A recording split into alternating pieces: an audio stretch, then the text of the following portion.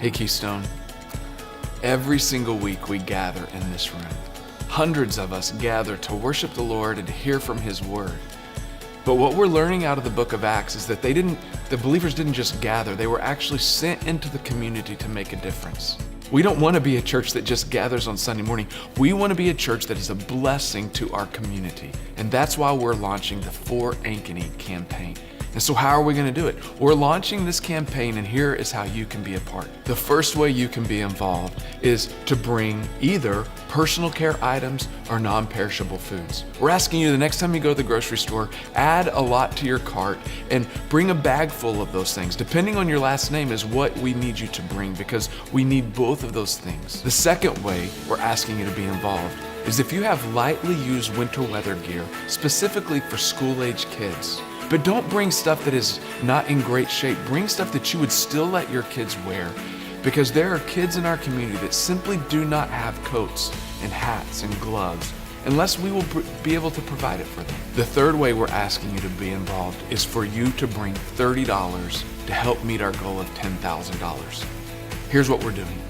We're not asking you to give hundreds of dollars. We're asking you to give a practical amount that's still sacrificial, still generous, but that's doable for most people in our church. And here's the thing, it's not $30 per family. We're asking $30 per adult, because that's what it's gonna take for us to reach our goal of $10,000. And that money, we're not keeping a penny. We're actually giving every single penny away, and we're gonna be partnering with organizations that are on the front lines of those in our community with significant needs, so that they can respond. Hopefully, they'll be able to give the goods we've given, but then there's certain needs that they need to be able to respond, and we want them to be able to do it. So what does this look like?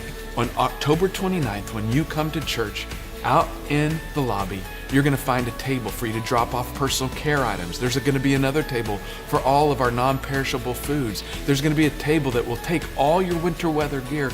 And finally, there's gonna be a section for you to drop off your money. From a money perspective, we're asking that you could, if possible, bring cash or check, because with a number of people, we will not have time to run carts. We'll have that in case it has to be, but we're asking, if possible, for you to bring cash or check.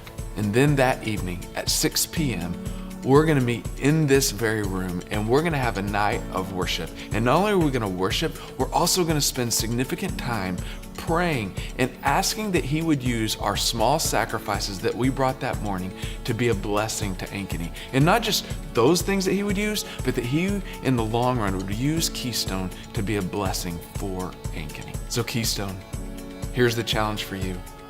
Be involved. This is not an initiative for a select few.